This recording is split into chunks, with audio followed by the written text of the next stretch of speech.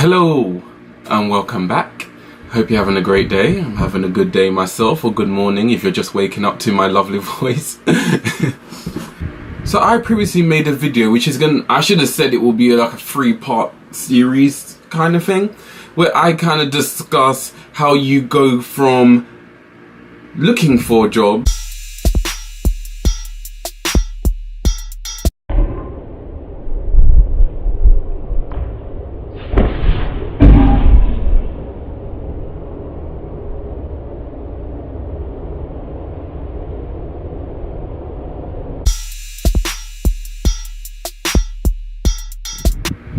Hello and welcome back to Primary Teaching with Dom. Hope you're having a great day or great night or great morning if you're listening to my beautiful voice in the morning.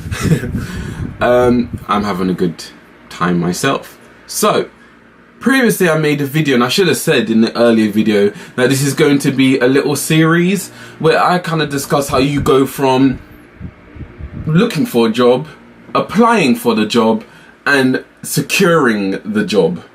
So today's video, and yes, I'm in the purple shirt again. I think it's just going to be all three of them are going to be in purple shirts. Why not? This video is actually how to actually get an interview for the job. So let's get into the video. When you look for the job, you then want to think to yourself, I might actually want to go look at this school. So that's what you need to do. Now, as a PGC or schools director on a training course, you don't actually have a lot of time to do so, because if you're on placement or whether you're at uni, they don't actually classify you visiting the school as you being in attendance. They actually classify that as you not being there. So you just got to be careful of when. So as advice that I was given, and which I did, is that if you have a free day, try and visit as many schools in that day as possible. Now, granted, you can't always visit a lot of schools all the time, so you can't visit 4 or 5 schools in a day because that's physically impossible unless you're doing schools next to each other. But what you can try to do is, which I did, was to actually get 2 schools in there. So I visited one school in the morning, then I visited the next school in the afternoons. I tried to visit 2 schools in one, because I didn't have a lot of time because I had to be back on placement the next day. So that's something that you have to be wary about. So once you actually get there, the first things you need to do is to prepare some questions for yourself. So kind of ask, the general stuff. So what time do you need me to be here? What time do teachers typically leave? What's the ethos of the school, which they should tell you? And just various different questions that you may have. Please don't ask about pay at all, because it's like you go into a job interview and then you randomly just ask, what am I getting paid now? Because it can come off as rude sometimes. So just ask general questions about how many children are in a class. Typically, do we have TAs or are they LSAs, and so on. So once you get to the school, you want to look at all different aspects, and they will walk you around. There might be another person with you. Personally, for me, I didn't have anyone else with me. So I just walked around the school with the head teacher, looking at different classrooms, looking at the potential year that I will be in, because some schools will just say you'll be in Key Stage 2, or some schools you say you'll be in Key Stage 1. Unless you're secondary, where you kind of know where you're going if you're doing history or science, or you will typically know where you're off to and they will direct you in that direction. But for primary, it's a bit more open. So if you know you're going for Key Stage 1 role, look a lot at Key Stage 1, and then also look at Key Stage 2 if your school has Key Stage 2, or vice versa. Now, what's quite important is to actually ask the person that's walking you around what specific age range or what specific year that they're advertising for, because sometimes it's quite good. So I asked my head teacher there, she said that we're doing year 1 and there's some year 2s. So it's quite good to know where you potentially might be going, and also give a preference and say, I've done a lot of work in year 1, and so they might have it in their heads, we might fish him or her out for that role. So keep that in mind. That's what I said, and I got the job. So looking around, looking at the playground, looking at the assembly area, looking at the dinner hall, looking at fire exits, which are quite important, looking at the office space, are they friendly? The first impressions count. So once you go there, and I mean first impressions on both ends. So I'm going to talk about for you going there, going into the reception area? Are they nice? Is it presented nicely? When teachers walk by, do they smile at you and say hello?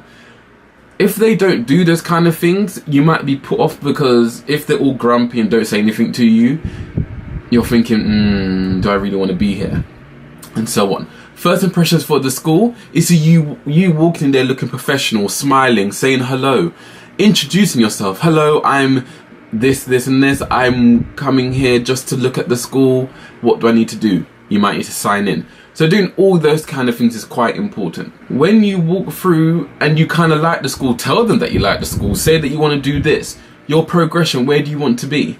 I love science. I'm a STEM ambassador. So I want to be the head of science. So I got to talk with the head of science, and she explained the different science that they do and all the courses that they do. So that's really quite good. Ask about CPD. Do you have that? Also ask about meetings and lesson planning. Those are the kind of things that you want to get in your head, because when you want to apply, you kind of know, okay, that school does that for me. So that's the things that you need to do. Now, once you've gone to school, you've done all that, and you're like, oh yeah, I love this school, or you love that school, you might like 2 schools you want to apply. So you go on to wherever you looked at, whether it's tests or whether it's on the school website. Now you need to apply. You put all your details in as normal, so your date of birth, your name, you have to put your teacher reference number. So please look for your teaching reference number as well, TRN I think they call it, because that's very, very important. You need to put that on there, because it will have all your details basically. And then you need to go into your personal statement. So your personal statement is very, very important, and this is where you need to sell yourself basically in a good way to the school. So you need to have on there why you're applying to the school and the reasons on why they should hire you. So just saying, oh yeah, I'm a nice person and I do this, doesn't really cut it. You need to say that your punctuality is amazing. You need to talk about you're multi-talented, that you're open-minded, that you want to be able to learn, and you have done this in your placement. Always refer back to your placement. So if you say that you'll have great punctuality, say in yours placement you arrived early on time, always eager to learn, always eager to get things done, all those kind of things. If you have participated in PE lessons, you participated in a school fair, you've participated in parents' evening, say those kind of things, because that's in your teacher standards as well. Say that you're open-minded to the wider community. You've had opportunity to be a part of parents' evening, where you give parents the opportunity to talk and discuss matters to do with their child. Also, you need to actually tell them that your passion for teaching. And it'll be great if you could specify the key stage as well. So if you're going into key stage 2, talk about those key stage 2 things. Talk about the things that you've done in school. The thing that you do not, please don't do this, because they will automatically throw your application away, is spelling mistakes. Don't do it. Please run through it. Even if you need to run it through your mentor, some friends, run it through them, because any spelling mistakes, punctuation mistakes, grammar mistakes, such as if you said the word apologize, I don't think you would. If you said the word apologize and use a Z instead of an S, they will just throw it away. So you really need to be focused and really grasp your understanding of those. And I know that you are able to, but please just be mindful of that. Anything that says just hire me because I want the job won't get you it. You need to explain why. Another thing that you don't want to do is just to write a CV or show millions of PowerPoint presentations on how well you did this lesson, because many schools just have plenty of applications and they'll just throw that away. You need on your application to actually show why you fit that specific role. So when you actually look at the test or the garden, they have specific areas on what fit, on what candidates they want. You need to show in your application that you fit that. So if they say, particularly my one said that they have a lot of EAL students. So on my application, I talked about the different things that I did with EAL, that I had posters and I did this with them, and I sat down with a group of people and I did all of that. If your school has a lot of SEN children, talk about special educational needs and the things that you have done to fit that. If your school says they want a lot of creativity, talk about the different creative stuff that you've done. So all those different things you need to highlight in there. So if they say they want an outstanding practitioner, you talk about how outstanding that you've been. So when I did mine, I just passed my first placement. So I didn't have a whole range of things to talk about, but I talked about how in year one, what I've done with them, that I did phonics, so that's very important. That I worked very closely with EAL people, I worked very closely with parents, because they wanted to see that you're able to talk to people, to be a good communicator. You also need to show your love of teaching, and I remember talking about that in videos. I think it was how to be successful in your PGC interview, which I will link up there in a card, so go watch that. You need to demonstrate your love of teaching. If they see you don't have a love of teaching in that statement, then they will just throw your application away. But as I know, as a teacher, we go through all this, we know we love teaching. So just show that. What about you will make that school better? Why should they pick you out of 50 applicants that they can get?